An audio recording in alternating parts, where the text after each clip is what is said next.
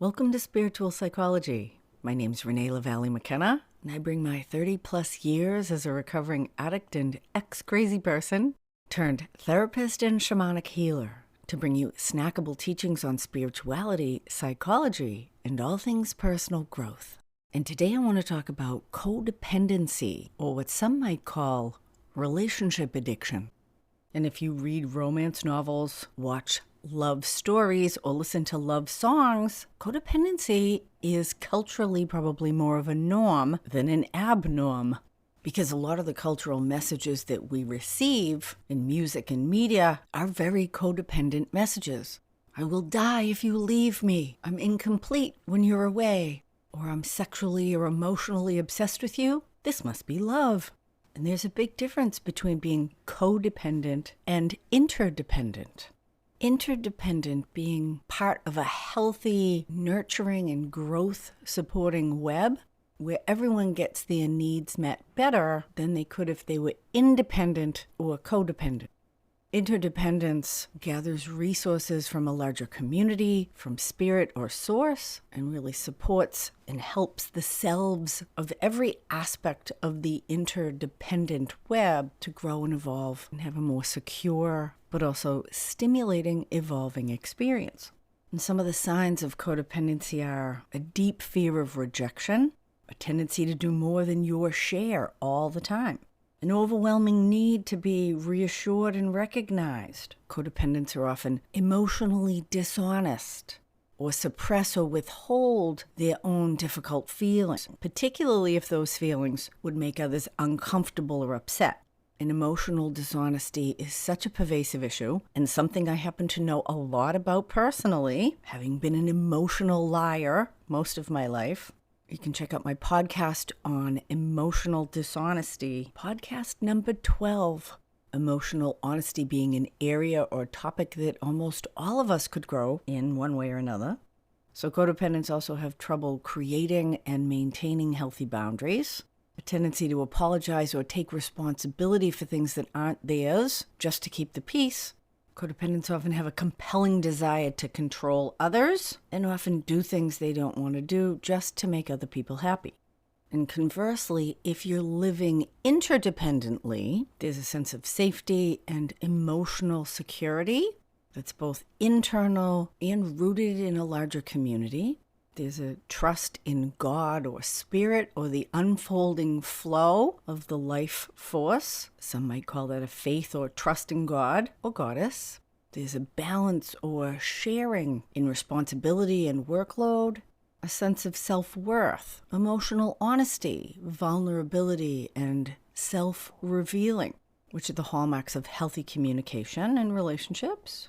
Interdependence has healthy boundaries, understanding what are my issues and responsibilities or problems, and what are yours.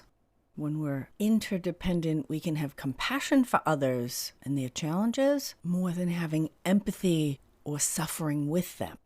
And healthy interdependence fosters an awareness and healthy focus on our own issues, interests, and self-care, rather than focusing on other people and their problems at the expense of ourselves.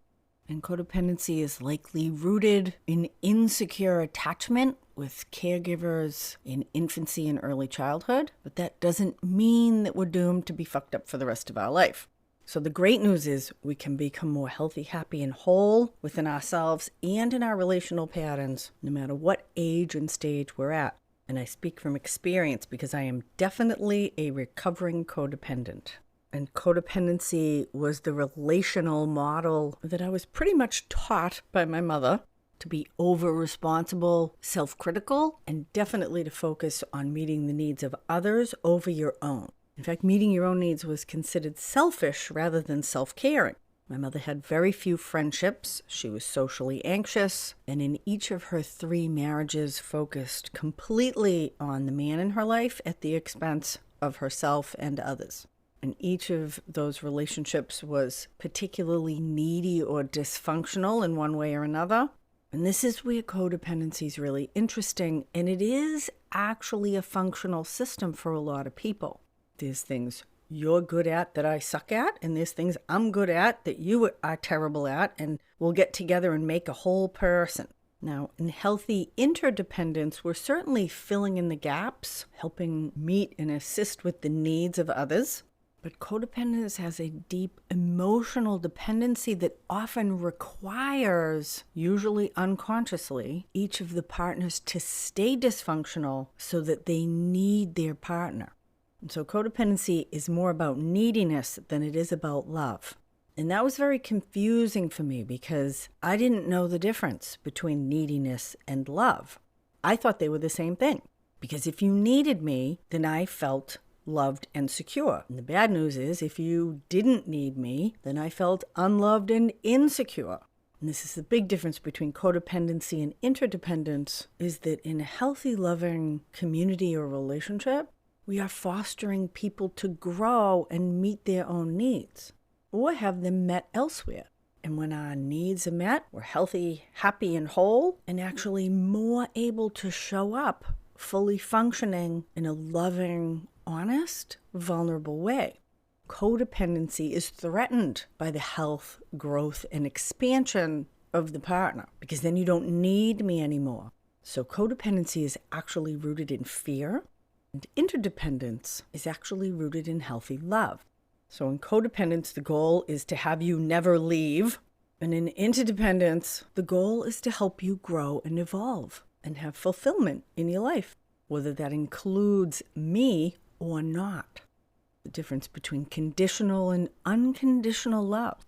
Conditional love says, I will be here for you if you do this, that, and the other thing, usually what makes me happy and feel secure. Conditional love loves you if you do what I want. Unconditional love puts the happiness of the other first, extends itself for the growth and fulfillment of the other selflessly. Because if I am secure in myself in the world, even if you need to move on or expand and experiment with different things, if that's what makes you happy, I want you to be happy, with me or not with me. And I know that I can be happy because it's an abundant universe and my own needs are met from source and the larger system and not from my partner or whoever it is that I am codependent on. I was recently speaking with someone who's been in a codependent marriage for almost 40 years. And they said, what should I think about or do? And I suggested you might consider separating out God from your partner. Is this relationship your higher power? How much are you sourcing from this relationship? And how much are you sourcing from spirit or source? And I have a pretty extensive buffet of different types of codependent relationships in my life, both with lovers and with friends, ranging from being hyper controlling on my lying, cheating, stealing first husband, obsessed with what he was doing, knowing he was lying to me, playing detective, trying to figure out what he was really doing. Oh, out of my fucking mind. One of my greatest teachers determined that if I loved him enough, he would change and become healthy. Didn't work. Ended in divorce and bankruptcy. My bankruptcy, because I spent so much money trying to get him in order. That's the hyper-controlling aspect of codependency. People who actually can't take care of themselves, and I'm going to take care of them for them, which doesn't work.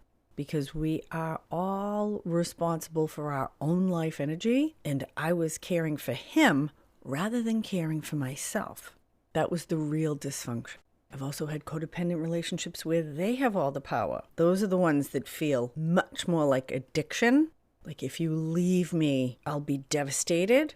And those were always with emotionally unavailable people who would never approve of me. And so I spent all my time trying to get their approval and love that would never come. Desperately insecure, always feeling not good enough, trying to be whatever they needed me to be. And the attention and approval of those people definitely became my higher power.